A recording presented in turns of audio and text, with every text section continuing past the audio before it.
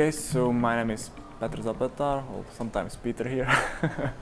I work for Cake Solutions slash Bumtech slash Disney.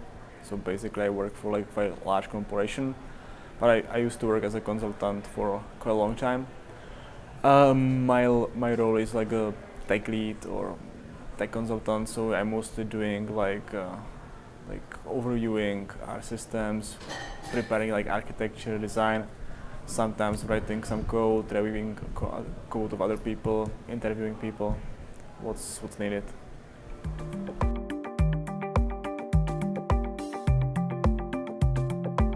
Like at the point when we are right now, I think we know how to build like a large-scale distributed systems. We understand it and we were able to build it.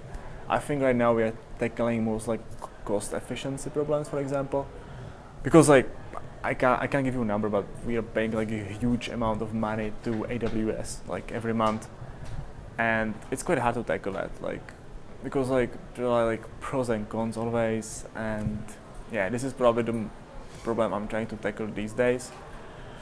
Apart from that, in like a typical scaling problem or typical problems are distributed systems, at least from my perspective, is like the state management. So how do we want to manage state? How do we want to distribute state? How to make sure that our state is consistent or available, or something else. What else? In case of programming, we are using like Scala like almost exclusively, and I think we are quite good at it. So I don't think like Scala or writing programs is the issue right now. I think the issues are like from bigger scale.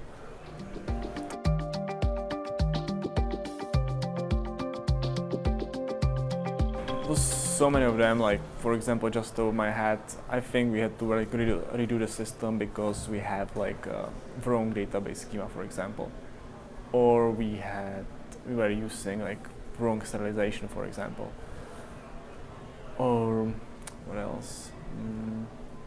Yeah, it was like we were incorrectly using caches. Like caches are something which is like so critical in distributed system because like it saves a lot of time, but it's like one of the hardest problems in distributed environments are like cache invalidation.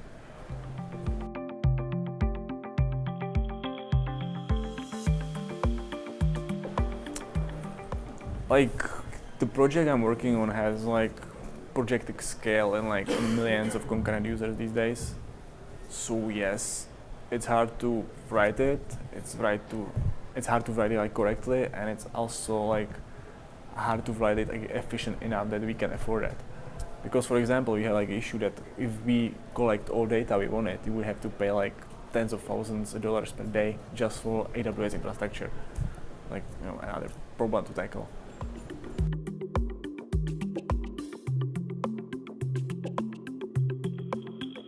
I think we are quite functional. Like what are we doing? I don't think that functional programming is a silver bullet which solves all our problems. Definitely it's not.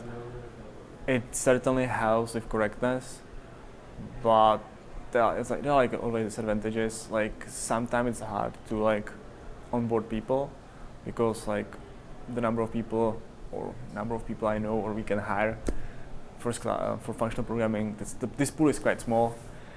Secondly, I think that there's like it's not that efficient. So there are like parts of the code which you need to be like really efficient, and functional programming is not always the best choice here. We in the past we did a couple of refactors from like really nice purely functional code to something less functional but more efficient. But I'm sure that a lot of guys would argue with that.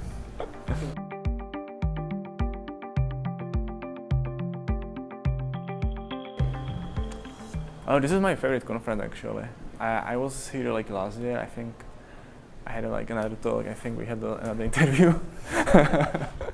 What I like here is that it's not commercial, which is like awesome because I've been in a couple of conferences like in last years, like like Spark Summit or Reactive Summit and all these things, and they are like trying to pushing some kind of product to you.